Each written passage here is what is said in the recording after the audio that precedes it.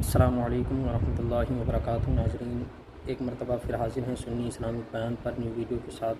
اور آج کی ہماری ویڈیو میں جو شخصیت موجود ہیں جن کو حضرت الادری صاحب قبلہ کے نام سے جانا جاتا ہے، چلیے شروع کرتے ہیں اور اپنی دینی معلومات میں اضافہ۔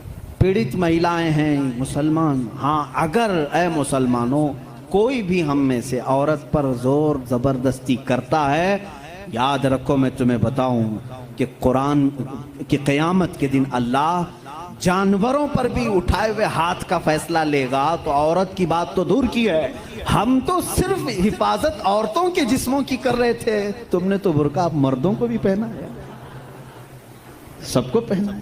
اب ان سے پوچھو کیوں اب سختی نہیں ہے؟ یہ کسی کے جسم کو اتنا ڈھانک کر کے رکھنا یہ زور زبردستی نہیں ہے؟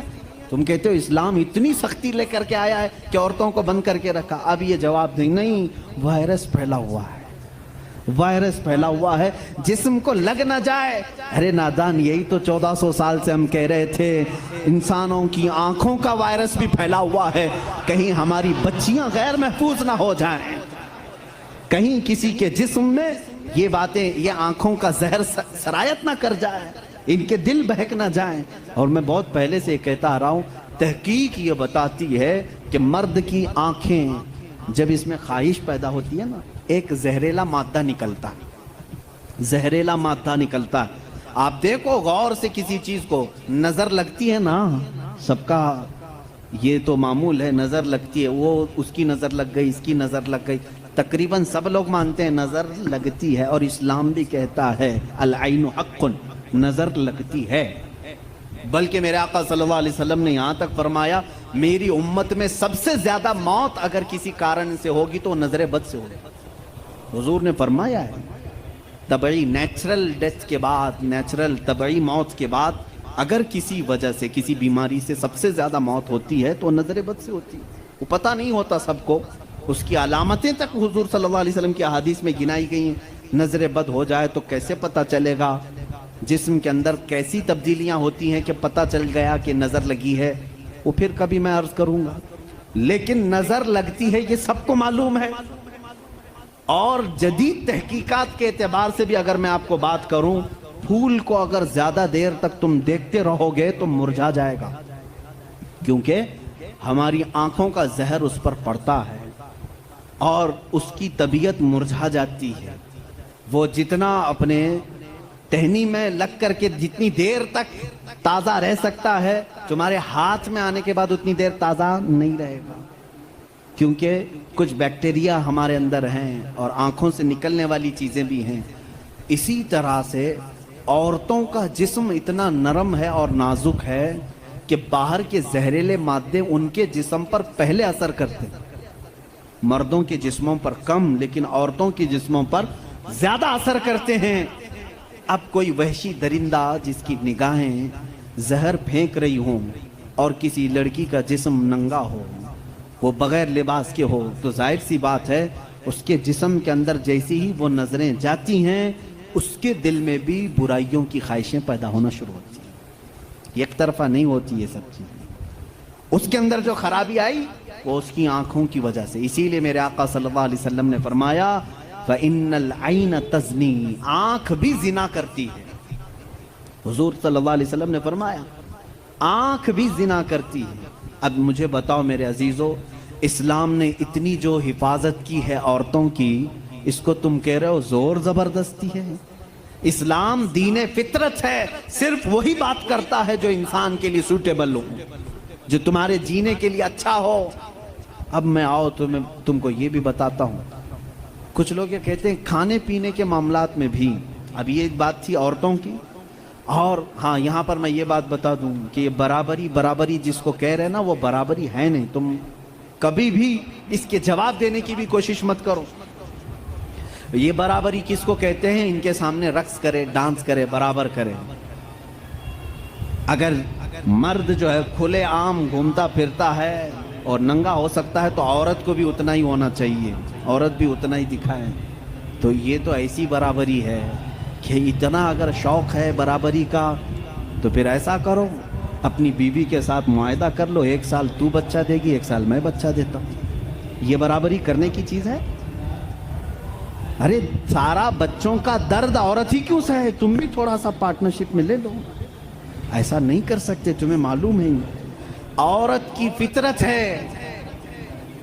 کچھ چیزیں ایسی ہیں اس کی ساخت میں، اس کے لیے وہ ضروری ہیں، اور اسلام یہ سمجھتا ہے کہ عورت کے لیے اس کے گھر میں رہنا زیادہ سوٹیبل ہے بنسبت باہر گھومنے پھرنے کے.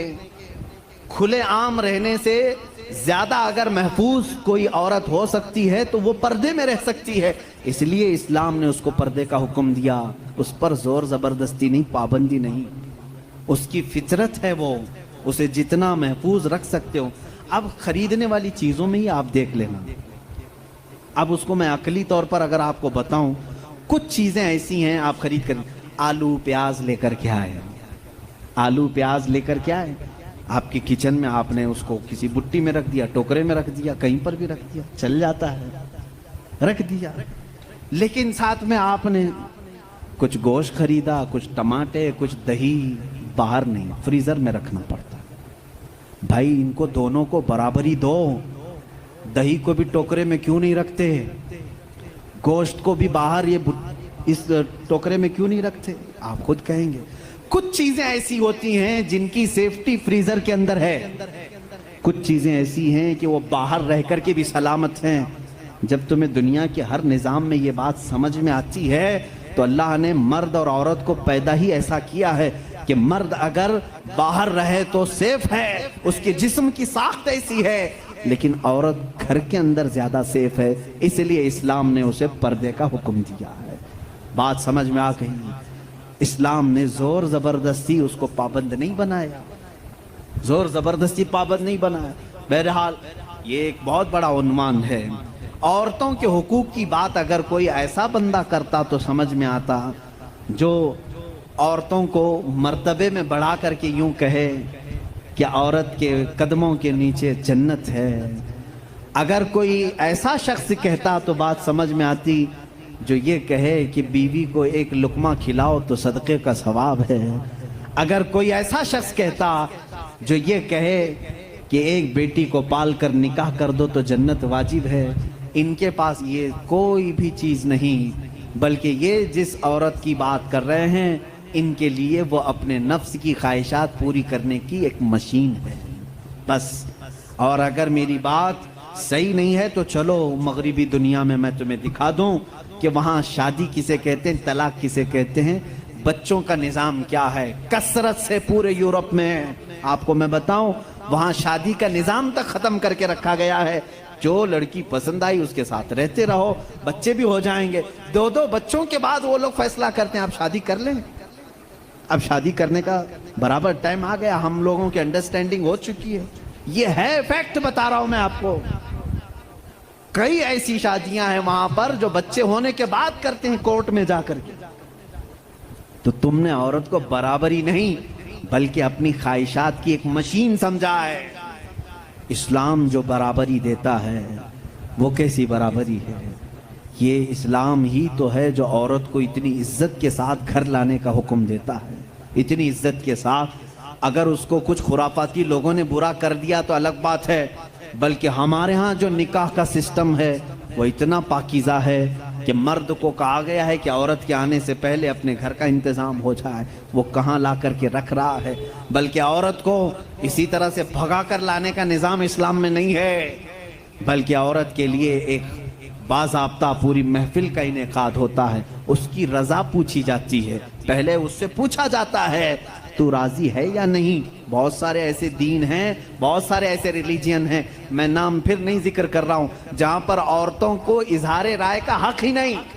ان کے بڑے جو فیصلہ کر لیے وہ ہو گئی بات. چائنا میں بہت سارے ایسے قبیلے آج بھی ہیں جہاں ان کے ماں باپ اپنی بچیوں کو لے جا کر کسی کے بھی کوٹھے پر چھوڑ جاتی ہیں جہاں انہیں پسند آ جائے.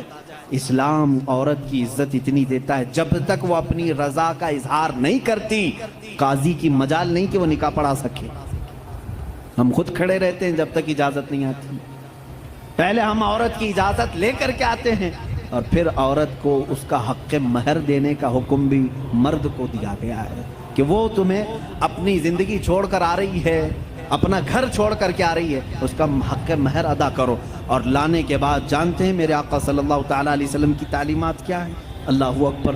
حضور اکرم صلی اللہ علیہ وسلم نے تاکید کے ساتھ فرمایا ہے کہ عورتوں کے ساتھ سختی نہ کرو۔ اپنے آخری خطبے میں حضور نے عرفات کے میدان میں یہ بات تک فرمائی، عورتوں کے معاملات میں اللہ سے ڈرو، حد سے زیادہ نہ بڑھو، عورتوں کے ساتھ اتنی سختی نہ کرو۔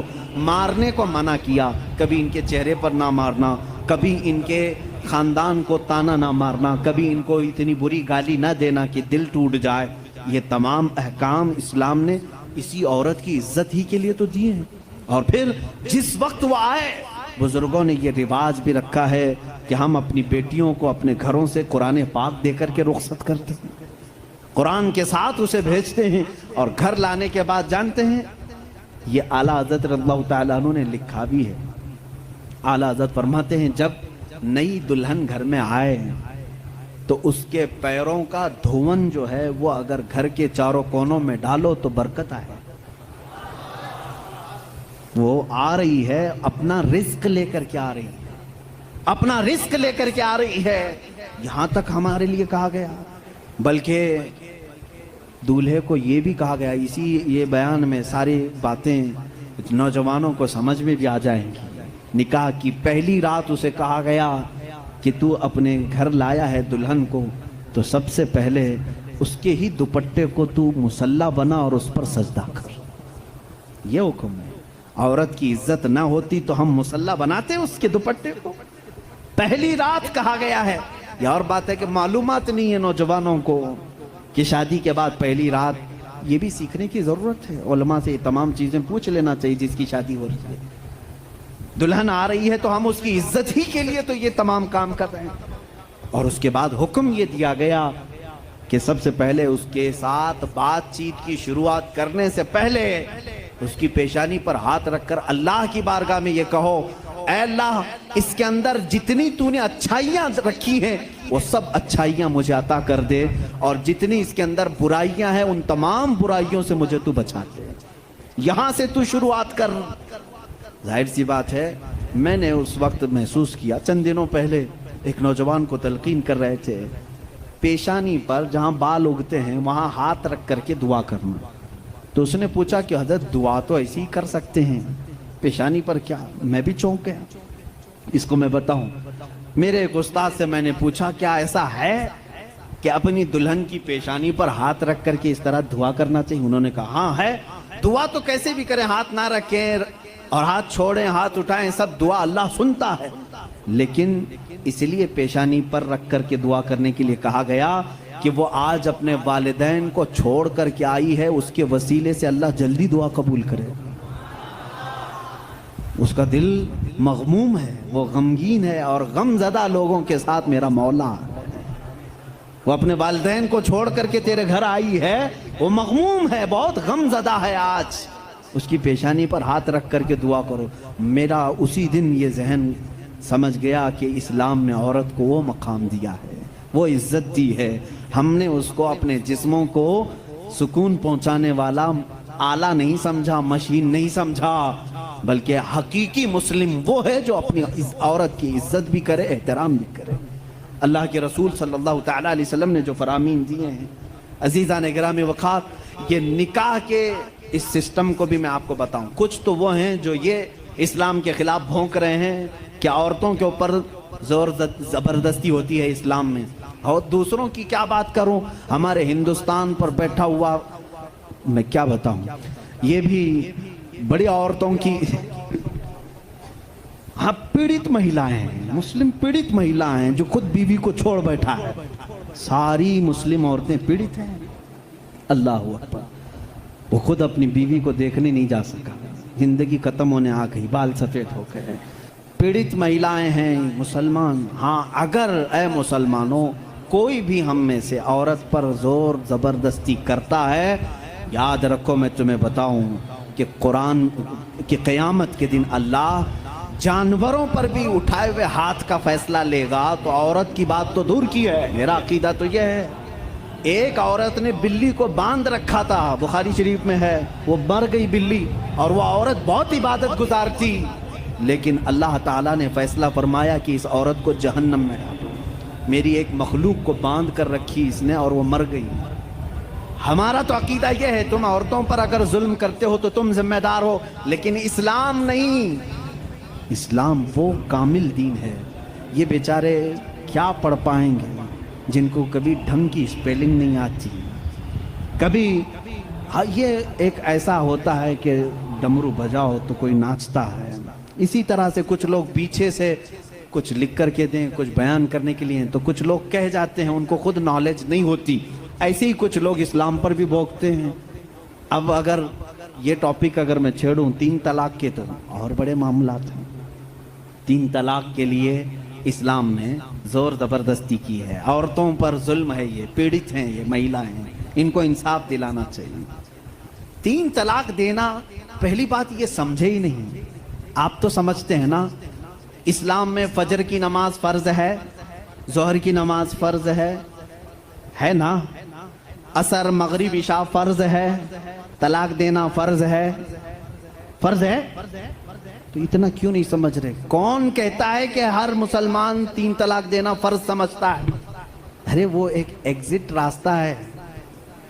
ہم کبھی بھی کسی بھی بندے کو نکاح پڑھاتے ہیں تو طلاق کا نام تک نہیں لیتے. اگر ذکر کر دیا نا کہ میں 5 سال کے بعد طلاق دینے کے لیے نکاح کر رہا ہوں تو وہ نکاح ہی حرام ہو گیا. بلکہ میں کہتا ہوں اگر تم نے نکاح میں یہ کہہ دیا 80 سال کے بعد میں چھوڑ دوں گا، یا 80 سال کا یہ کانٹریکٹ ہے میرا، تو نکاح نہیں ہے. وہ نکاح نہیں، اس کو متاع کہتے ہیں. ہم نکاح میں کبھی وقت متعین نہیں کر سکتے، بلکہ ہم تو لائف ٹائم کے لیے نکاح کر رہے ہوتے ہیں، لائف ٹائم کے لیے. لیکن انسانی زندگی میں کئی معاملات ایسے آتے ہیں کہ مزاج نہیں جم سکتا. ضروری نہیں ہے کہ ہر آدمی کا مزاج دوسرے سے جم جائے. کبھی ایسا ہو گیا تو اس کے لیے آپشن رکھنا چاہیے کہ نہیں رکھنا چاہیے؟ اس کے لیے آپشن رکھنا چاہیے کہ نہیں رکھنا چاہیے؟ ارے میاں تم کسی کو گاڑی میں بٹھا کر کے بھیج رہے ہو اور اس سے یہ کہو کہ چلنا ہی ہے، اگر وہ پوچھ لے گاڑی کے پہیے دونوں پنچر ہو گئے تو کیا کروں؟ کہا پھر بھی چلنا ہی ہے. یہ ظلم ہے، یہ زیادتی ہے. اس سے یہ کہنا چاہیے کہ اگر گاڑی کے پہیے پنچر ہو گئے، ٹائر پنچر ہو گئے، تو قریب میں گیریج ہے، کھول کر کے بدلوا لو. معقول بات ہے کہ نہیں؟ اگر بیچ راستے میں نہیں تم پابندی لگا دے، نہیں ٹائر نہیں بدلنا، پنچر ہوئی اسی سے چلنا، یہ زیادتی ہے کہ نہیں؟ اب میں آپ کو بتاتا ہوں، 2 ٹائر لے کر کے چلے تھے شادی کے بعد، 2 ٹائر ہیں اور دونوں چل رہے ہیں تو ٹھیک ہے، ایک بھی پنچر ہوا تو کیا کرو؟ یہ کہتے ہیں نہیں پنچر ٹائر کے ساتھ ہی چلو. ارے بھائی کہیں اور گاڑی گڑے میں گر جائے گی. حکم یہ ہونا چاہیے کہ اگر پنچر ہو گیا تو ٹائر چینج کر سکتے ہو، تمہارے لیے آپشن ہونا چاہیے. بس اسلام کا تقاضا صرف اتنا ہی ہے کہ اگر کسی کی زندگی میں انبن ہو گئی، نہیں بن پائی، تو اس کے لیے ایک آپشن ہے کہ عورت کو وہ بھی ایک ساتھ 3 طلاق نہیں، اس کو حرام قرار دیا گیا ہے. شریعت میں ایک وقت میں 3 طلاق دے دینا حرام ہے. میں اس کا ببانگ دہل آج اعلان کرتا ہوں، اگر کوئی ایک ہی ساتھ اپنی عورت کو طلاق طلاق طلاق اس طرح 3 بار کہہ دیتا ہے تو اس نے حرام کام کیا، گناہ کیا، ناجائز کام کیا ہے. اگر چھوڑنا بھی ہے تو اس کو اسلام نے طریقہ بتایا ہے. ایک بار پہلے بولو، 1 مہینے کا ٹائم دو، 1 مہینے میں بھی پھر نہیں بنی تو دوسری مرتبہ پھر 1 بولو اور 1 مہینہ چھوڑ دو. 2 مہینے کا ٹائم گزر گیا، اب پھر بھی نہیں بن پا رہی، تب پھر سب کو بٹھا کر کے کہہ دو ہم نے 2 مرتبہ دیکھ لیا، اب ہماری زندگی آگے چل نہیں پاتی، تیسری مرتبہ ہم اس کو ختم کرتے ہیں. یہ طلاق کا صحیح طریقہ ہے. کیا اس میں اسلام نے ظلم کیا؟ اسلام نے اس میں ظلم کیا؟ اس کو یہ ڈھنڈورا پیٹ پیٹ کر کے لوگوں کو ایسا بنا کر کے رکھیں. بیچارے کچھ لوگ ان پڑھ ان کی باتوں میں آ بھی جاتے ہیں. ارے ہمارا ہندوستان تو ایسا ہے کہ باہر کوئی بھی ڈمرو بجائے اس کے ارد گرد تو لوگ کھڑے ہو ہی جاتے ہیں. کوئی بھی گلی کوچے میں بھی آ کر کے ڈھول بجاتا ہے تو کتنا مجمع جمع ہوتا ہے. پارلیمنٹ میں بیٹھ کر کے اگر بجائے تو کیوں نہیں سنیں گے لوگ؟ سنیں گے لوگ. ہماری پبلک ہے، بہت میچور پبلک ہے. عزیزان گرامی، یہاں پر میں آپ کو اسلام کی وہ خصوصیات عرض کر رہا ہوں جس میں اسلام نے کہیں پر اپنے پیروکاروں پر ظلم نہیں کیا، بلکہ اس کا ہر حکم فطرت کے عین مطابق ہے۔ اب کچھ لوگ وہ ہیں جو سنیاس لینے کو کہتے ہیں، نہیں، عورت کو چھونا بھی نہیں چاہیے، پوری زندگی بھر ایسے ہی رہنا چاہیے، اس کے بھی ہم خلاف ہیں۔ نہیں، اسلام اس چیز کا خلاف ہے کہ تم اس کے اندر کی چاہت اور اس کے اندر کے سکون لینے کے ذریعے کو بند کر رہے ہو۔ اسلام نے کہیں پر ایسے احکام نہیں دیے۔ عزیزان گرامی وقار، بہت ساری خصوصیات اسلام کی ہیں۔ اب میں آپ کو بتاؤں، جس دین پر آپ قائم ہیں، اس نے اگر آپ کو کچھ چیزوں سے روکا ہے تو کیوں روکا ہے؟